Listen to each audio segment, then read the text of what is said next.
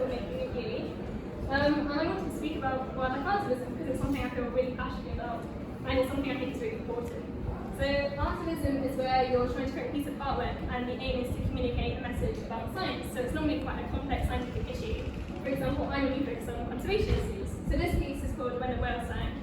It won the Geoshed Wildlife Foundation's Wildlife Arts of the Year Human Impact category last year, and it's exploring how noise pollution is affecting cetaceans, specifically humpback whales. So the idea of artivism is that you're trying to engage people who wouldn't normally engage with science, and you're trying to educate them and make them care about these issues, and hopefully change their beliefs or their behaviour. You're trying to make an impact on people. And so I want to show a few pieces that I've not shown before because they're all new, so you're all getting a sneak preview, I guess, because they're not anywhere at the moment. So this is my most recent piece. I made it last month, I believe, and it's exploring the shark fin trade, specifically how it's affecting hammerhead sharks. So hammerhead sharks are one of our most endangered shark species, but people don't really know that they're affected by the shark fin trade, specifically for shark fin soup. And sharks are often vilified, we don't really like them in general, media doesn't do them justice, and yet they're really beautiful and they're really a threat. And when sharks attract prey, they make these beautiful but gory plumes when they're attacking fish. And it's something I think is really quite cool. And so when I was trying to think of this piece, I wanted to show that effect on a shark and showing how we are persecuting him. And with this piece, I also wanted to use negative space because we think that sharks are everywhere, but actually they're not. Our oceans are pretty devoid of them now. And so trying to make use of this negative space, I think highlights the fact that the shark is quite endangered. That's the aim. And I use inks, and this is my preferred media these days. I do experiment with loads of different kinds, which you'll see in a sec. But I wanted to make it as vibrant as possible because I think the whole point of art is it's meant to be eye-catching. Like you're trying to engage people with something beautiful, even if the subject is quite gory. And so that's why I used bright blue and also bright red. So this is another one of my most recent pieces. So this is exploring the ivory trade for elephants. So for context, I've been looking into this quite a bit recently because my final film for my master's is looking at elephants. Specifically, it's looking at elephants in Zimbabwe and a wildlife artist who paints them. But I created this piece because often with ivory, we seem to think that it's more valuable when it's not attached to the animal. We think that it's more valuable when it's a possession that we own or we could invest in. So it's this idea that it's fool's gold, right? It has more economical value when it's not attached to the animal. Even though the animal needs it to survive, it needs it to dig and to eat and to hunt and to fight each other. It's something that the animal needs way more than we do, and yet we give it a monetary value. And so I wanted to use gold leaf to highlight that and use this loose style so that it's an elephant, but the horn is what stands out, right? And that's the purpose of that piece.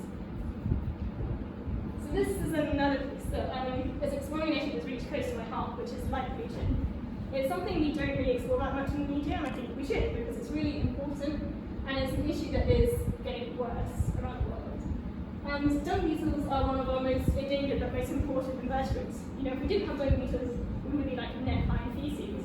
So they are pretty important. And I wanted to explore how light pollution affects dung beetles using a trip tip. And the reason I chose that is because I wanted to have a positive message as well as a negative message, a pessimistic message.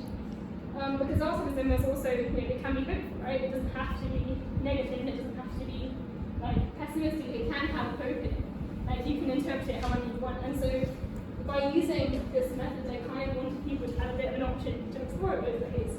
So if you read it right to left, which is the way the language was moving, it's a message of hope, because it's the idea that we can clear up our night skies from light pollution if we do things like use LEDs or switch lights off, or just don't have lights in areas we don't need them, don't have them in dark sky environments, don't have them in deserts, for example. But if you read it how we would normally read, which is left to right, it is a message of pessimism. It's a message that highlights the fact that light pollution is getting worse. Dung beetles need stars to navigate, that's how they move around, how they find their homes, it's how they take their dung back to their homes.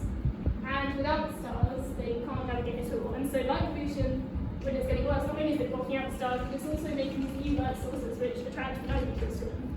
And then the dung beetles can't go home. And will eventually die. So that's that piece. This is a slightly different style from my other pieces. It's more abstract. It's more loose. It's in inks again. And it's exploring whales again. It's something I really like drawing. But it's exploring how climate change affects whales, specifically how it's warming our oceans and how that's affecting fish stocks, which obviously whales depend on. So these are herring, and whales eat herring along with little fish. And warming waters from climate change are causing herring stocks to deplete. and that means that whales are also going to be cheaper on this because they are without food. And this piece, I wanted to use the fact that the paper was red, I had red paper, and so I kind of wanted to fit the styles a little bit, because obviously water is normally blue, but by sort of inverting that, making it red, I wanted to emphasize the fact that water is hot. You know, and that's why there's the hot watermarks and things like that. It's trying to kind of, I guess, use the negative space, use the colour that's already there to make the point, because you don't have to put a page of art to make an art piece. And I also wanted to fade the whale out, so the whale looks, I guess, incomplete because the fin is not finished, the tail is not finished. I get that's how I wanted it, because it's fading away, it's not going to be there forever. It is going to disappear if you don't do something. And I guess with this one, there's no clear solution other than massive changes, but hopefully it makes people think. And this is the final piece I want to talk about, and it's also my favourite. I made it last year, and it's the piece I'm most excited to talk about, if I'm honest. Again, it's exploring light pollution, which is a topic I do feel really passionate about, and it's exploring how light pollution affects birds. And if you know me, you know that I love birds, and I feel really passionate about how light pollution affects them because it has a major effect on them.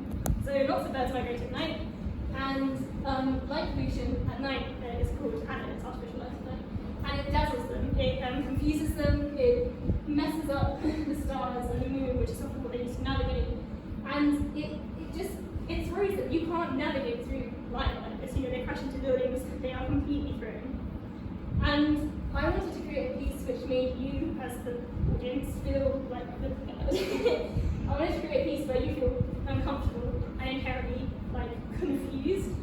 I guess it's quite cubism really, because I wanted to vary the styles, the thicknesses, the colours. I wanted to change the shapes, and I wanted to make it look as awful in a way as possible. I don't want you to like looking at that because that's horrible. But that's how the bird feels, and when it flies in the sky, that's what it's encountering. And so it's this kind of progression of getting increasingly amused, increasingly dazzled, increasingly disorientated until inevitably it's going to smack into something, which is how lots of birds die. There's some really awful